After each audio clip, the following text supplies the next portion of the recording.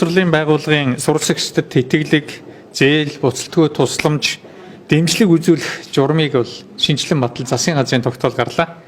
За энийг ийм урт нэртэй зүгээр ойлгомжтой хэлэх боловсролын зээлийн сангийн журам одоо шинжлэгдлээ гэж ойлгож болно. За бид ямар одоо өөрчлөлтүүдийг энэ удаад оруулж ирвэ гэх. Энэ дандаа хүндээ ээлтэй ийм өөрчлөлтүүдийг оруулсан. Мөн эргэн төлөлтийг сайжруулах ийм өөрчлөлтүүдийг оруулж ирсэн.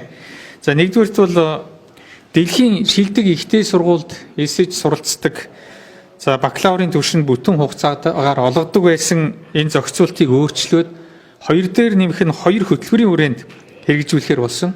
Энэ юу гэсэн үг вэ гэхээр зэрэг эх орондоо дотоодынхаа ихтэй сургуульд 2 жил суралцаад 2 жил гадаадд сурч шилдэг сургуулиуд сурч болно гэсэн. Ийм тохиолдолд боловсролын зээлийг олгодог болж байна. Энэ бол нэгдүгээр дотоодынхоо дэд боловсролыг дэмжиж байна. За хоёрдугаарт бол бас энэ хөдөө орон нутгаас ирж суралцж байгаа хүүхдүүдэд ч гэсэн, оюутнуудад ч гэсэн тэгш боломжийг илүү хүртээмжтэй олгож байна гэсэн үг. За ингэснээрээ бас нэгдүгürt бид бас хангалттай хэмжээнд нэлээд гадаадд хүнээ бэлдсэн, хангалттай хэмжээний хөрөнгө мөнгө гаргасан. Одоо ингээд бас дотооддоо бас бид бэлдэх юм боловсон хүчин бас сайжирч байгаа. Одоо ихтэй сургуулийн сургалтын чанар ч гэсэн дээшилж байгаагийн илэрлээ гэж ингэж харж байна.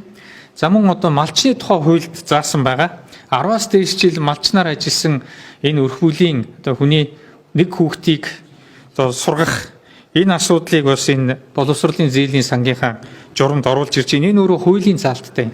Төрийн өмчийн ихтэй сургууль бас сурах чиглэл нь бас заалттай. Тэр нь болохоор зэрэг бэлчээрийн одоо менежмент одоо яг энэ хөдөө аж ахуйн бэлчээрийн чиглэлээр сурж байгаа ийм хүүхдэд олгохоор заасан. За энэ хууль 2025 оны 1 сарын 1-ээс хүчил төгөлдөр болсон учраас 25 оны 9 сарын 1-ээс эхлэх энэ эсэлт рүү энэхүү одоо тэтгэлгийг олгож эхэлнэ гэсэн үг. За гадаадд суралцж байгаа хүмүүст бол бас нэг зээлийн эргэн төлөх хугацааг бол 20 хүртэл жилээр одоо байж болохоор заасан сунгаж болно гэсэн үг. За мөн одоо гадаадд 3 хүртэл жил ажиллаад эх орондоо бас буцаж ирэх юм уян хатан залтыг оруулж ирсэн. За мөн энэхүү одоо журмыг бас бид боловсруулахдаа хүнээс үл хамаарч ер нь одоо материалаа зөв үнэн бүрдүүлсэн нь ойлгомжтой байх юм бол автоматар дүн гардаг ийм байдлаар сонгон шалгаруултыг хийхэд нэлээд чиглүүллээ.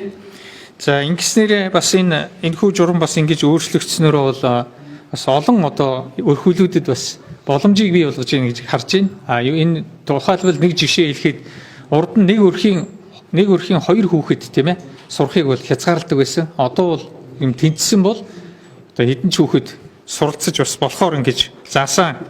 За ингэснээр бас энэ гадаад болон дотоодын одоо их сургалтын байгууллагын чадварыг бид дэмжиж за өндөр мэдлэг боловсролтой залуусыг гадаадд сурч ирээд эх орондоо ажиллаж амьдрах боломжийг нь илүү одоо оруулж ийн гэж бий болгож ийн гэж харж байна. Мөн хөгжлийн бэрхшээлт иргэд болон хөдөө орон нутгийн суралцагчдын дээд боловсрол эзэмших юм боломж нэмэгдэнэ.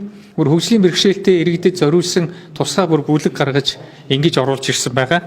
За зээлийн эргэн төлөлтийн нөхцөл нь залуусын төлбөрийн чадварыг сайжруулах, гадаадд сурсан мэдлэгийг эх орондоо хэрэглэх ийм зүйлүүдийг бид дэмжихээр ингэж заасан.